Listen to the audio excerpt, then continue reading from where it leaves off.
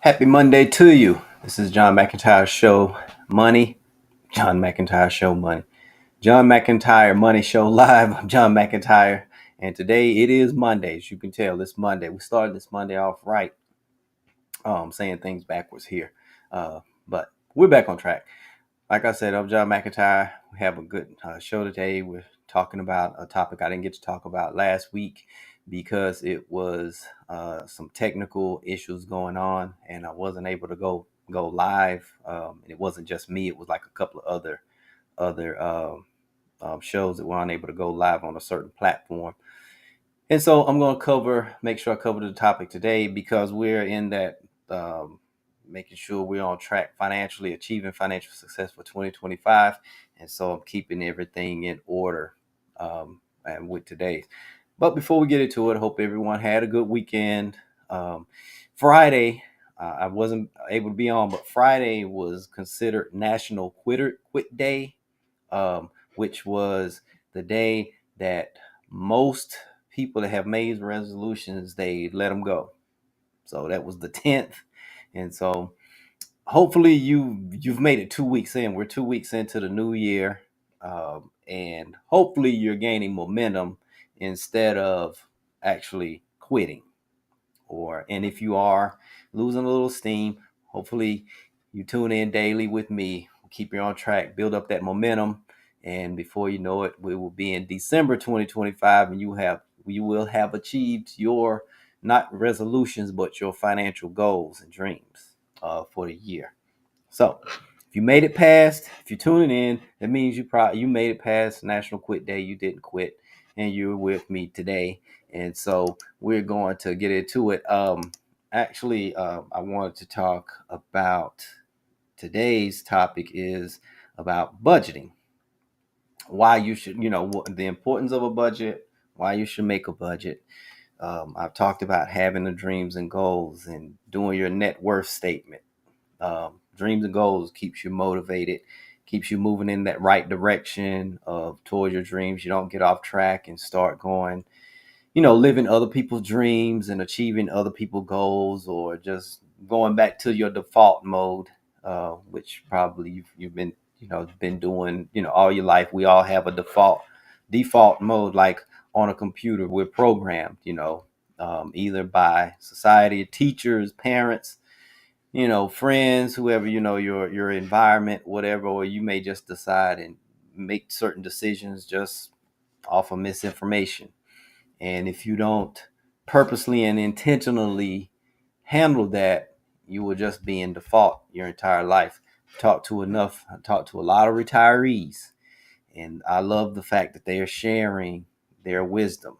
And a lot of them are saying, I lived my life by default, not by design. And that's one of their biggest regrets. And so here it is about being intentional with your money. That's what it's all about. And so, like I said, I talked about having your dreams and goals, creating that net worth statement that will, let you know where you are. And I want to thank people have been requesting that. We've emailed it out quite a lot, or they went to the site, requested it, and that's been a big hit so far. And if you want it, make sure to contact us. Our contact information is on the screen. We can help you with that, creating that. So today, like I say, we're talking about budget, creating that budget. And basically, a budget is just telling your money what to do. A lot of in the financial services industry, um, some of the wise advisors I learned a long time ago. They said, "Listen, if you don't tell your money what to do now, it will tell you what to do in the future." And that's wise. The older I get, I mean, I was told that years ago, a couple of decades ago, and every day I really understand the wisdom of that. It gets deeper and deeper. And I'm not, and I'm in what the season, you've heard me talk about seasons. I'm in the season of accumulation. And so with the accumulation and you having the more specific my goals are, the more specific we have to be with our finances. And I'm talking to the people who are in that latter season, who's actually in retirement, and they go more into, protection and, being on the defense, not as much offense as defense. And they don't have a lot of them don't have a lot of money to play offense with, because they're having to use most of their money to be defensive, insurances and things like that, because those costs definitely, become more and more expensive. And I don't really see it getting cheaper anytime soon. And so that's what a budget will do. A budget, or some people, they just the word budget is just too heavy for some people, and so it's a spending plan. Financial planning encompasses everything: investing, insurance, estate planning. All of it's Each one is a section of a plan. So if it's investing, it's your investment plan. If it's insurance, it's your insurance plan. If it's your estate, it's your estate plan. Your budget is your spending plan. How do you plan to spend your money on a day-to-day basis? It is, as you can see, is very foundational, because it's what you do on a day-to-day basis that will dictate how things will turn out for you in the future. That's why I talk about wallet wins. And on the subject of wallet wins, I've received a lot of them. More and more people tell me. I'll start back sharing them individually here soon, but I want to make sure I cover these topics. But that's what wallet wins. That's the concept of what I call wallet wins. That's those day-to-day actions and decisions that you make and take that get you to your specific personal finance dream, because this is finance is personal. And so what works for me may not exactly work for you. And so that's why I'm here to share all of the different scenarios that I've seen, because every person that I worked with, every individual or couple or family, each one of them had their plan was different, because they had different goals and dreams. They were in different stages of life. And so each one is personal. That's what makes personal finance, what it is. And so the budget is at the foundation of your financial plan. It is it's the foundation of financial stability. It should be like brushing your teeth. Budgeting should be like brushing your teeth. It's just a necessity. It's something that you should just do without really thinking about it. It's like brushing your teeth. If you don't brush your teeth every day at least once, and dentist recommends 2 to 3 times or after every meal, things like that, you're going to have dental problems. And I've never had a major toothache. I've had the wisdom teeth cut in. I had to have them, surgically removed, things like that. Had the braces, all of this. And so those pains, I could just imagine. I've never had a toothache. But from what I've heard, it's like worse. People that have said, yes, I had my wisdom teeth removed. That did hurt. But I had a toothache that was much worse. I'm like, okay, I wouldn't have been able to do well with that teeth, with that type of pain.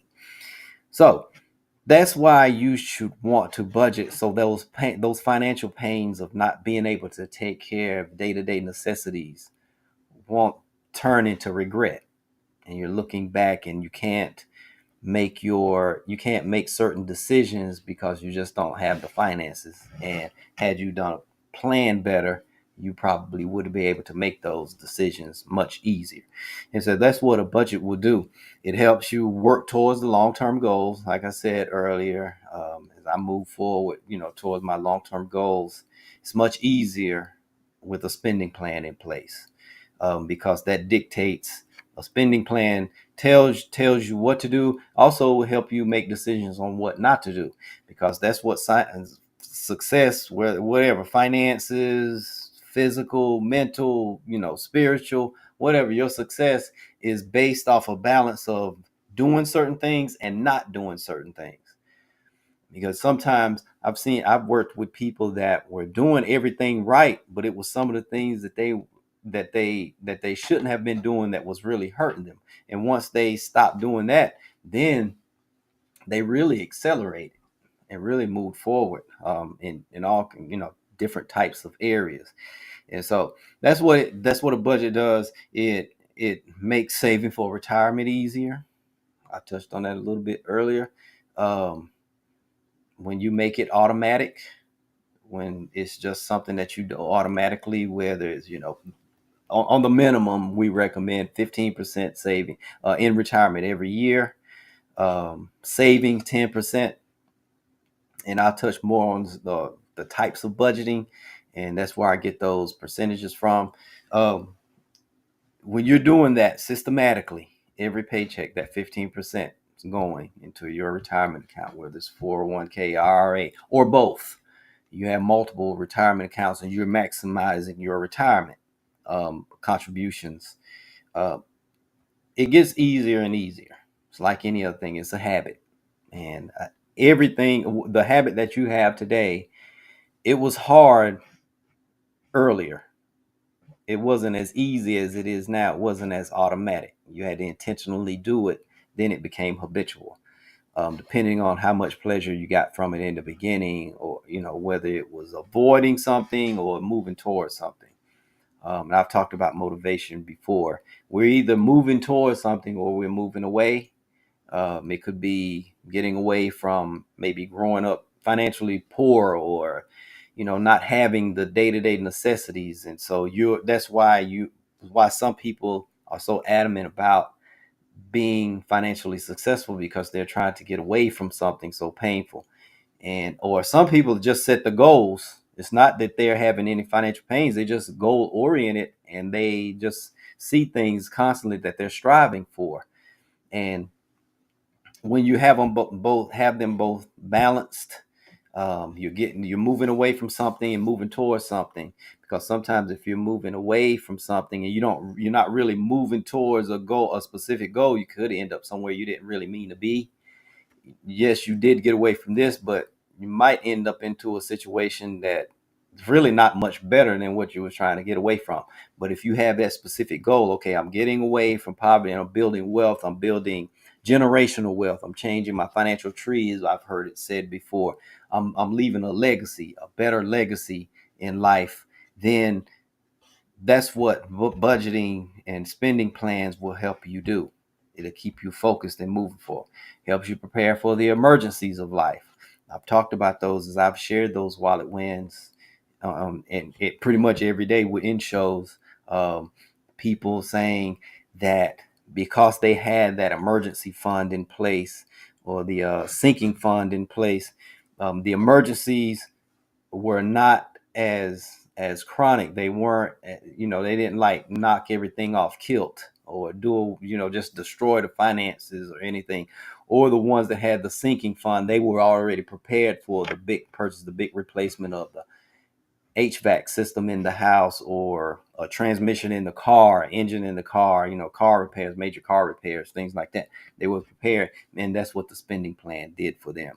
The biggest one, a spending plan or budget, it will actually reveal your habits.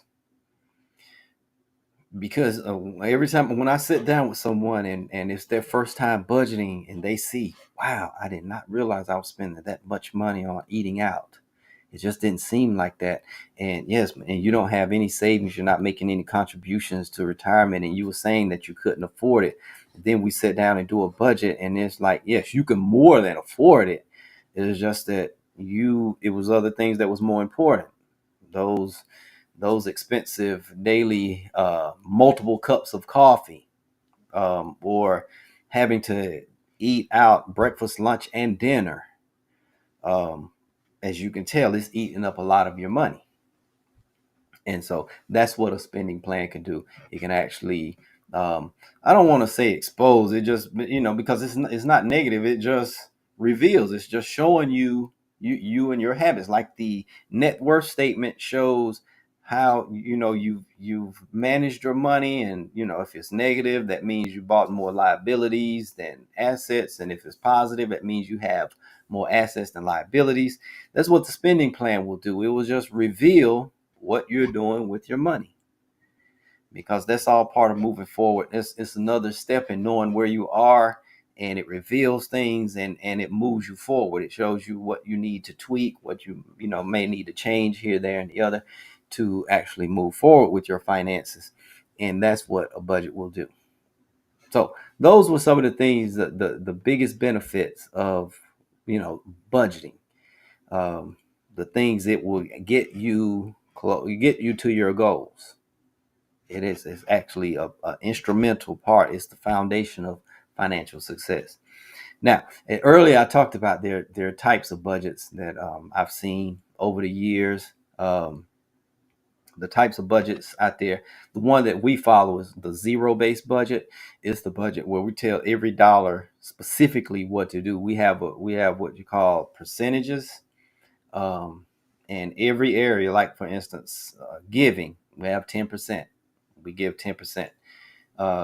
Saving 10%. Investing at least 15%. And everything, our budgeting for grocery shopping, for our daughter Bella, she swims and meets. We have to prepare for those, and she has to have her equipment and swimsuits, and it depends on the meet. There are different types of suits that she wears, and so all of that, it has a place in our budget. It's not something that we just swing it. Oh, you need a new suit and just go buy it. That we know you have this many meets. The suits, for instance, they have a certain shelf life. They only going to make it through so many events, and so we know that this year we're going to buy probably four tech suits, other suits, things like that, and it's in the budget. We know how many meets we will be going to, where they're located, how much we have it budgeted on what based on what we've spent in the past years, and we increase it a little bit because of inflation, things like that. We have that in the budget. That's why we wanted to be that specific, because also we have college to take care of, to help her with, if she, just in case she don't win scholarships. If she didn't win scholarships, she would have the money. We have it in the plan to have the money there and everything to take care of that. And so that's why we follow a zero-based budget. Every dollar, when we're done with the budget, every dollar has been spoken for. There's nothing floating around. It's part of the percentages. And so that's how we do it, even with miscellaneous type stuff. We have like parties. And I remember when Bella was much younger, a child, little kids, there's a birthday every day almost. And so we just had it in the budget. Each kid, based on age, we had a certain dollar amount that we were going to spend for each kid's gift. And so that's why we follow the zero-based budget. It's very specific, it's very focused, and it you can we can feel, it's like being like in a boat or whatever. If you're in a smaller boat, a leak happens, you can see it much quicker. That's the way with a zero-based budget, in my opinion. Zero-based budget, when something happens, you can feel it much quicker. You could tell. Where some of the other budgets, they're so flexible, it may take a second to catch it before, and if you're on a budget, you're going to catch it before it does any major damage. It's just that I like to catch things in earlier stages. So that's the benefit of the zero-based budget for me. But budgeting, certain types of budgets work for certain types of people. Second one is very popular. You've seen it all over. The 50-30-20 budget, which that one says you spend 50% on your budget on your needs, 30% on wants, and 20% on your savings goals. And savings means your 3 to 6 month, your emergency fund, your retirement savings, things like that. 20%. So as you can tell, you see how it's bunched up, and that can, with its flexibility. I know some people like flexibility, but sometimes that could end up not exactly hurting you, but you may not maximize certain areas. The people that have been on the 50-30-20 budget, and they worked it and they're doing it very well. If they tried the zero-based budget, they say, yes, it does seem a little more constricting at first, but I do see where I'm actually saving and investing more, of being sharper, because some of these wants that I have, I really don't need all of them, you know. And when you're younger, I can understand when you're younger, single, everything like that, you're going to travel more, you're going to do certain things, you're going to do more of, because you're single than you would do, if you're married and had kids and everything. And I can understand it. So sometimes people just, they may start out with the 50, 30, 20 and then evolve eventually into the zero based, because now kids are in the picture and they're starting to think about things that, so some of their wants, they disappear. They just go away. They're like, I don't want that. That was when I was younger. That's not important to me anymore. And so a zero based budget becomes much makes better sense for them, and want to achieve what they want to achieve. So 50, 30, 20 budget is very flexible. The budget that I personally started out following was the 70-10, 70-20-10. At first it was just 70-30, but then I took the 10 out, and 70% was, and this, all the budgets were based on after tax income, definitely after tax income. um, the 70% were necessities and discretionary purchases. I was younger, and so I could do that. 20% were on investments and savings, because someone told, the person that showed it to me, they helped me say, okay, get used to putting more and more money towards savings and investing. Just get used to it. And 10% went to debts and donations. And then as I evolved more, um, 10% going to debts and donations, that mean I wasn't giving 10% where what was really important, what was giving it, giving to my church, other organizations. It became more important. So that's why I started to evolve and sort of morph my budget, and it became more of a zero based, because it was some areas that became more important, other areas I just didn't value anymore. And so I kind of moved the money around, and zero based started to make more sense to me. And that's what my mentor helped me understand. It was like, yes, this was a good one, 70-20-10. It was good in the beginning. Just like the 50-30-20 was good. But as you get older, things become less and less important over here, become more important over there. So you have to make changes and become more specific. Zero base makes more sense. So those are the budgets that are the popular ones, that I've seen that does work. They do work, and I do lean towards a zero base. So hopefully, I just wanted to touch on budgeting today and share the benefits of it and share some of the types, and you choose which one works best for you. Sometimes it's hard to choose. I get those calls, and we sit down and we look at the particular, look at the finances, do the net worth statement, do the dreams and goals, and then we start on budgeting, and then we choose which budget works best for now to start out with. Maybe it might be one to just build a habit. Um, the people that start out with the zero base, they seem more satisfied. The longer they're on the budget, the more satisfied they become, because they're really more sensitive to what every dollar is doing, and they really appreciate that, that things aren't a little bit more vague with the other budgeting styles. And so they choose the zero base. And then, but there are others that just like the 50-30-20, the younger group, and they have that room, and they're willing to evolve. So that works. So that's the information I wanted to give today. Let's see if we have any questions or whatever. No, don't see any questions or comments. And if you do have any questions or comments, or you wanted to share a wallet win, this is a show where I interact. It's live. It's live on Facebook and my YouTube channel. And so you can go there, interact with me, ask questions, leave comments, share wallet wins. I'll make sure and share those. So if there are no questions, no wallet wins to share, I'm going to end it there. My contact information is on the screen. I will be back tomorrow at the same time, 10 a.m., same time, same channels. We'll talk.